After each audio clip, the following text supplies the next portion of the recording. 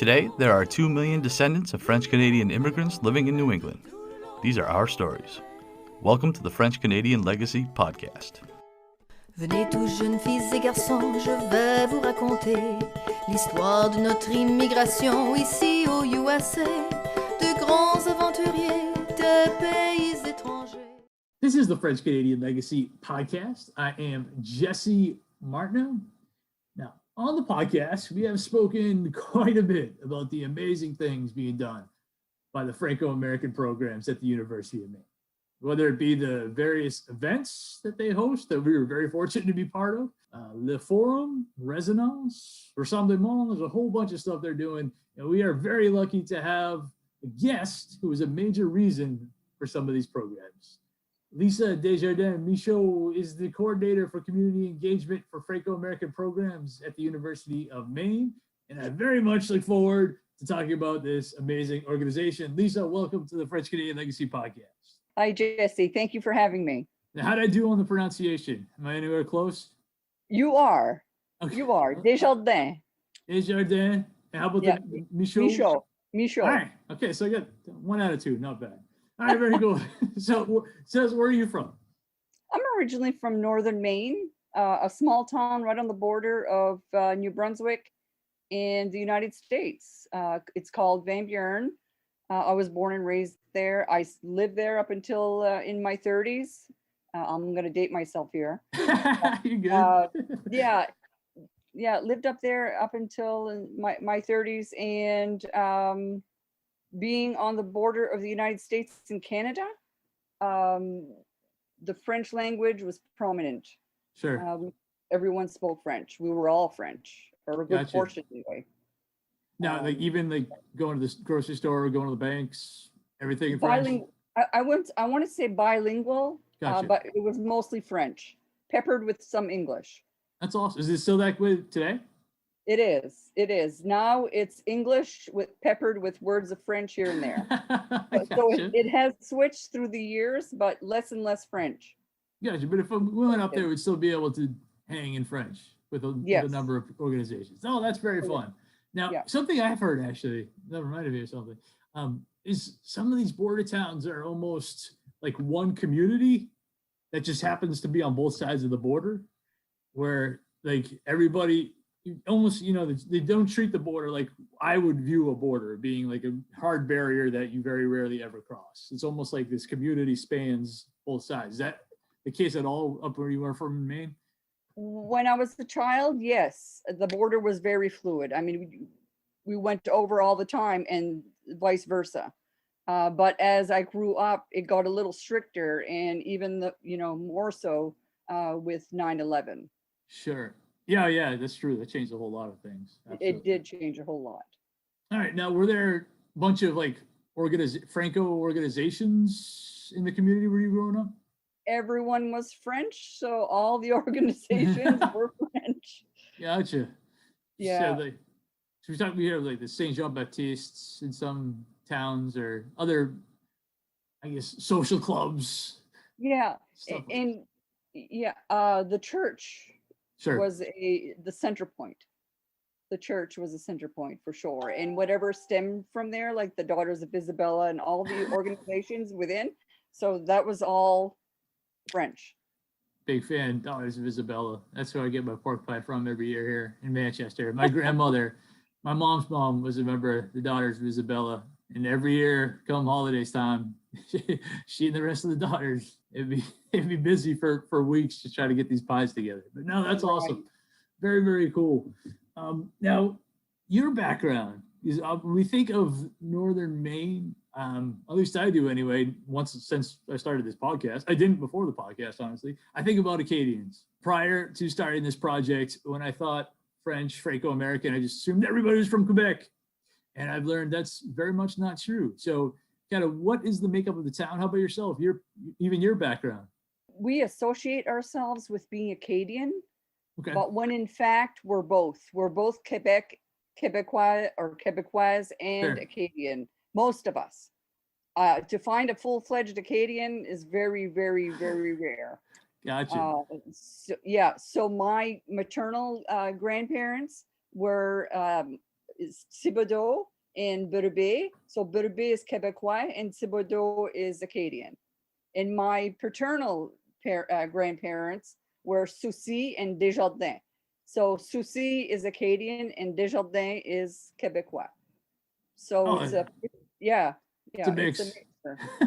No, that's interesting because that name, that Thibodeau name, I didn't realize was an Acadian name until we had Robert Sylvain on the show, and he mentions Thibodeau and his family, and for me that was an eye opener. I get the last 8 names of my family tree tattooed on my left arm, and Thibodeau was one of them. And I always assumed it was from Quebec. So no, that's very, very neat.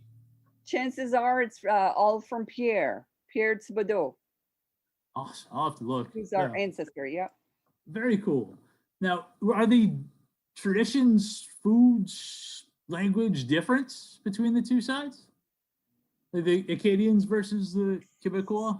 Some of the foods are different, yes. I think the Acadians eat the ploys and the Quebecois eat les crêpes. Nice. Okay, so there are variations.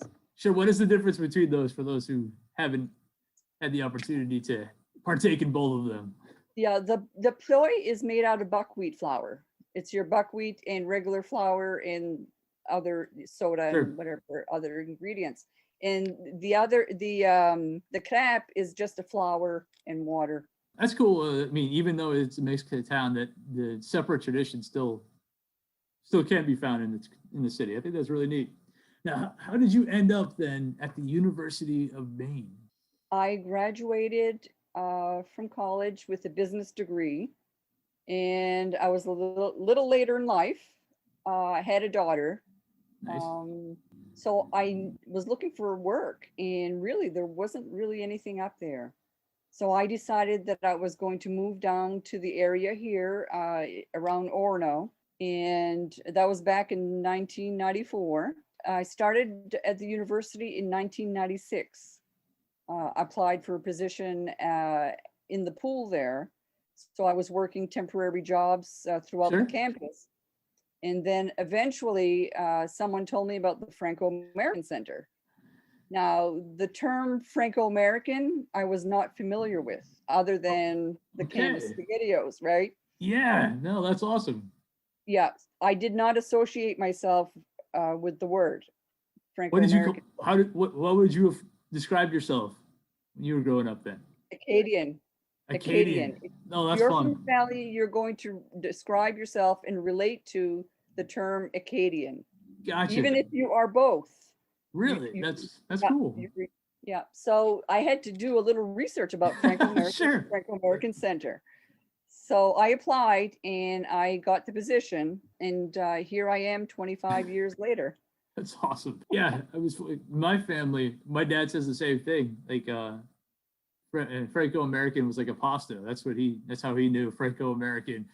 Yeah. His family, they always knew they were French Canadian. That's how they That's the term that we use, French Canadian. Franco-American was not a term that we used. But now you find yourself at a major university working in Franco-American programs in a great place. So let's talk about some of these. And I want to start with Le Forum. Le Forum was something that's on the radar, I'm sure, of the vast majority of listeners to this program. If they haven't read it themselves, they're at least familiar. But for those who might not be, maybe you can tell us, what is Le Forum? Where did it start? Le Forum it's a French bilingual socio-cultural periodical published by the center, which I head. I seek out voices so that they may be heard via newsprint. The paper itself started out back in 1972 by a group of students that were at the university. They wanted to create awareness of the Franco fact within the state of Maine. So they started off as a small group. A few years later, they received funding from the university. So they started an office. And Yvon Labbé was the director then. That's awesome.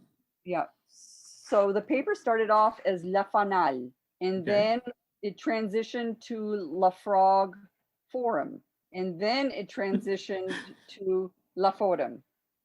which it is today. So the paper has been around since 1972.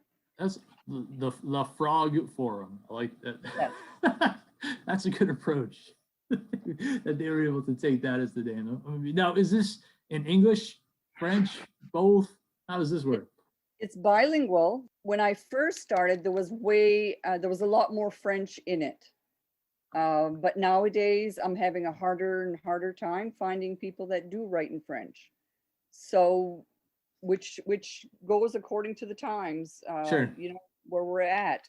The language is not as prominent as it used to be, and written French is very rare to find. Gotcha. But if somebody is interested in, first of all, reading the forum, where can we send them to make sure that they have access to this? They can contact me via email or call the office. There is a website that where I post all the latest issues and back issues for anyone that wants to take a look. Awesome. Yeah, we'll make sure to link that with this episode for sure. Where do you find the people to contribute to this? Are you on the phones making calls? I am constantly. Awesome. I have to put word out all the time, you know, because I put out 4 issues as a quarterly, and it's 52 pages. So it's a lot of material. It's significant, yeah. Right. For anyone that's put newspapers and, you know, together, really know that there's a lot of work behind the scenes. Yeah, I have to tell you, Mike and I, very excited the first time we appeared in the forum. That was way fun for us. That was really cool. And so if somebody does want to contribute, how do they get in touch? I mean, same deal, just reach out to you via email and they just need to contact me. Yep. Very cool. Very cool. Now, how about resonance? Because resonance is something fairly newer. We had talked about on this program before, but for those who have not familiar, what exactly is resonance? The Resonance is a literary journal for Franco-American writers and for writings about Franco-Americans. It's peer-reviewed, which means that not everything is accepted. There is an editorial board who reviews all the entries, either rejects or accepts the entries.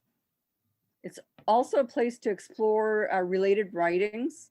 It's a place that you can find writings in French and English as well. So this is more like more of an academic feel than the forum does. Correct. Okay. Yeah. And go ahead, sorry. Yeah, Le Forum is people that want to write about their childhood or whatever they want to share. It's accepted. And this is very much an academic journal. This is an academic journal, yes. Very good. Now, and where did the idea come from to put an academic journal together? And how long has this been around? I first heard Greg Chabot and Yvonne Abbé and Tony Brinkley talk about it years ago. There was brief talk then, but it never came to be.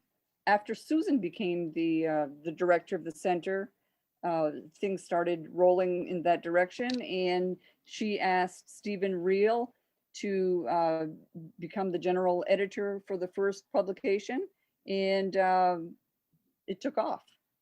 No, that's all. A couple of people we've had on the program. Susan Panett was one of the very first people I reached out to when I started even thinking about having a podcast. I remember the first person I talked to was Robert Perrault, and he sent me a list of it had 3 names of people that I needed to talk to before I got started. She was right at the very top of his list, and she has been awesome to us here at the program. So she's very cool. She has done a fantastic job as director of Franco-American programs.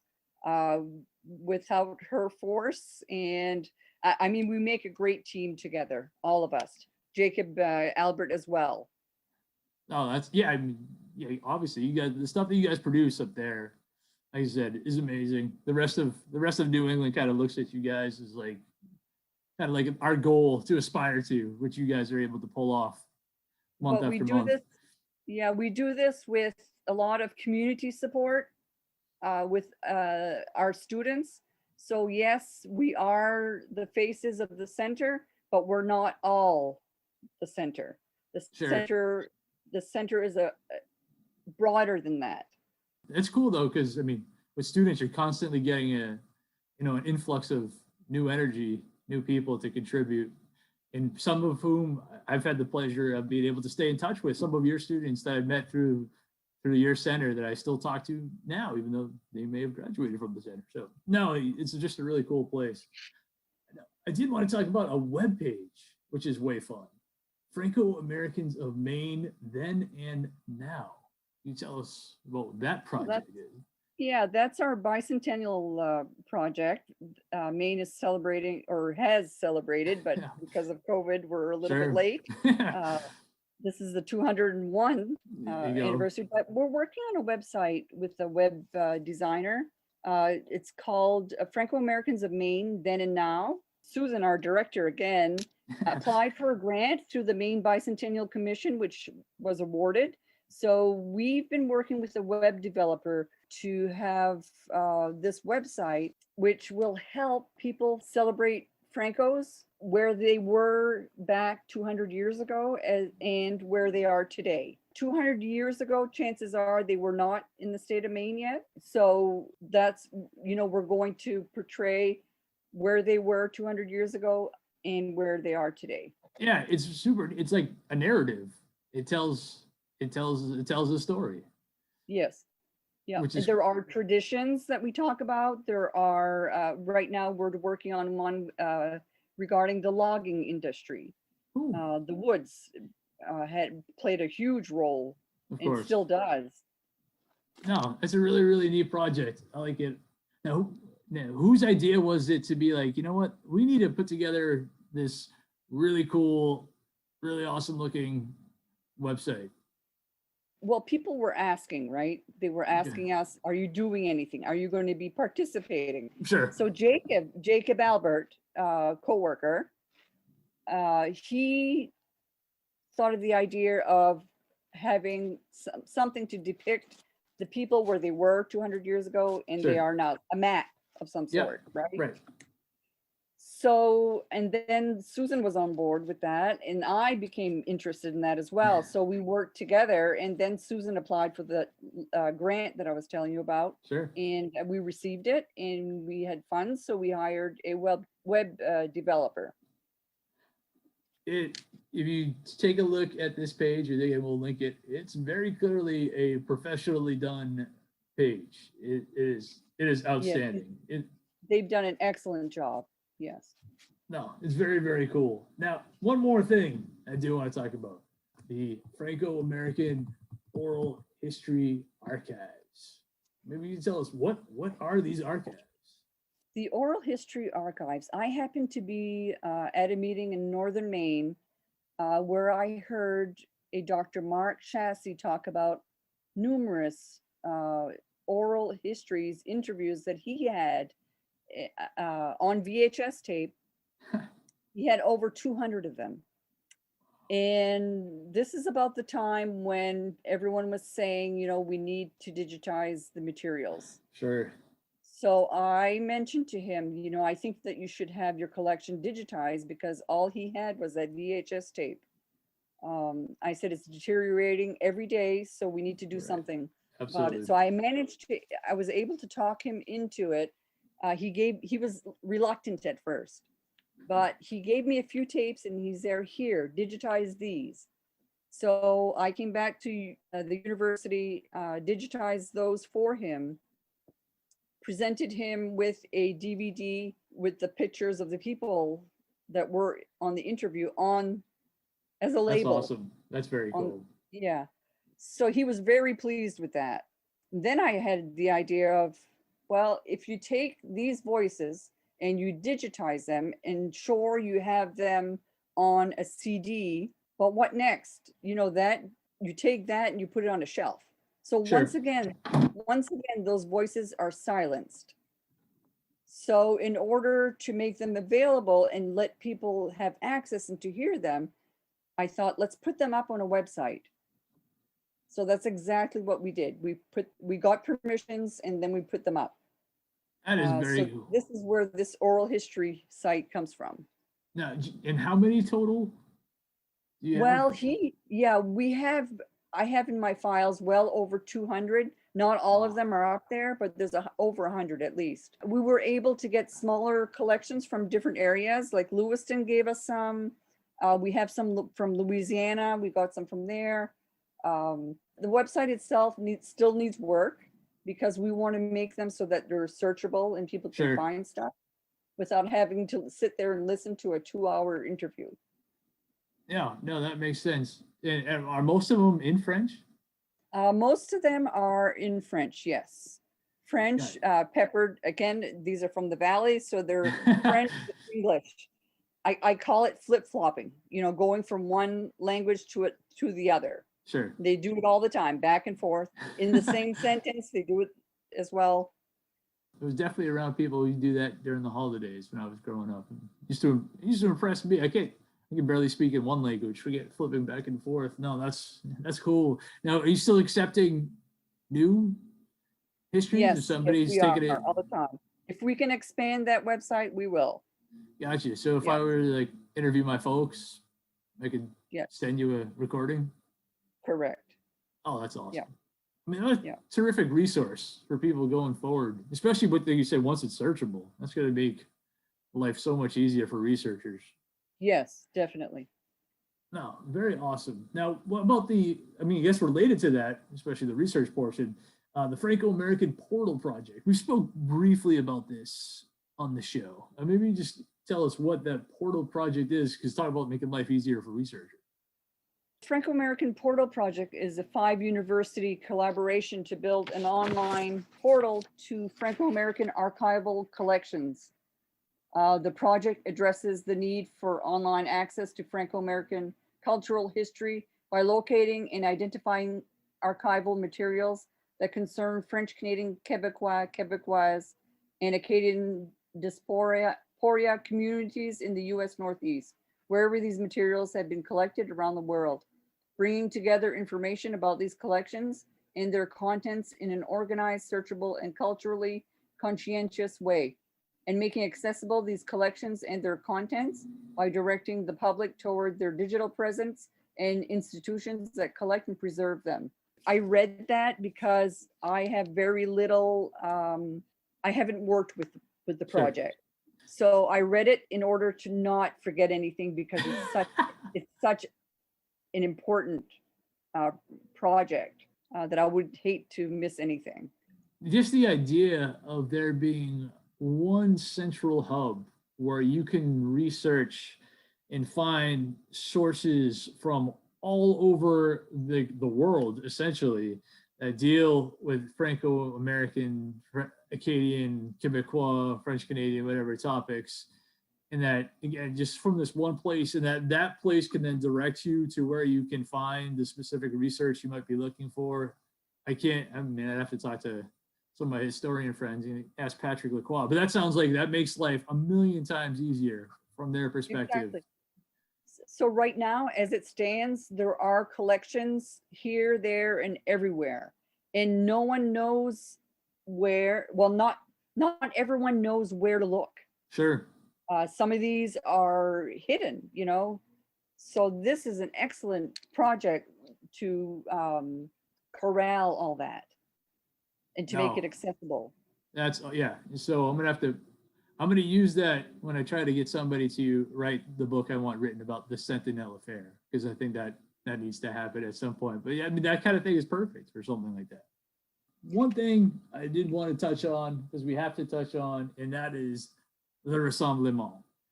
Rassemblement that might be the highlight of this entire project so far for Mike and I. We went up, we had an absolute blast. Maybe you can explain to us what the Rassemblement is, why it exists, history of it, what you're hoping to do. Yeah, the Rassemblement is a gathering of writers and artists where they can share their work, just the camaraderie of being able to share what you're working on, network. It's a home for people when we could meet together. Sure. Yeah, it was absolutely. Really nice, right? Because you had the food, you had the energy. You saw one another, you talked, spoke with one another afterwards, during, and people would present their works, what they're working on. We had music, we had artists. just a good collaboration of different people coming together to share. Theater, yeah, yes, Yeah. poetry, historians, yeah, all coming. And like you said, the camaraderie piece is awesome.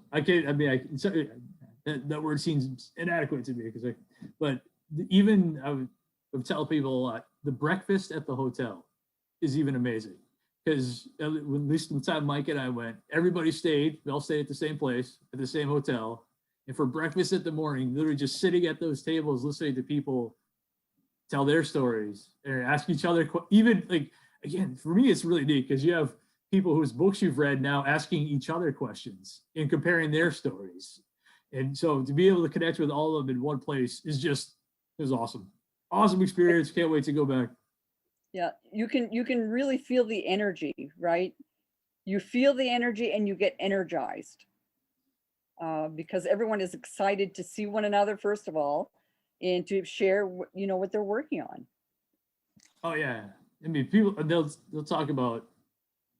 Give me guests we've had on the show talk about they wait. That's like the highlight of their year. They look forward to it all year when the date is announced for the Rassemblement, because it is just a blast just to get together and again see all kinds of different presentations from really interesting people doing amazing things. Yeah, it's way fun. And finally, we can't go without talking about some of the programs that you guys have. Is in addition to, I don't know, you got your regular a standard journal, you got a magazine, newspaper type thing, you got a literary journal, we got an amazing web page that tells like a narrative, we got oral history archives, we got a portal project, we got Rassemblement, and in case you're bored, on top of all that, you still have programs, which is amazing. We also have Zoom events. Yeah, different events, everything from genealogy to history to around the kitchen table topics. Right.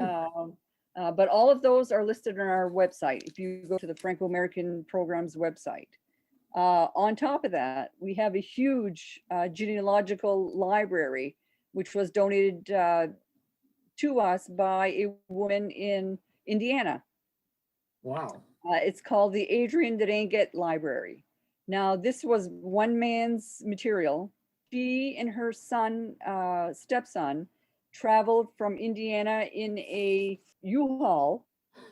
Okay. Wow. With over, I want to say 140 or to 160 boxes of books. Oh, wow. A huge collection. It fills a room.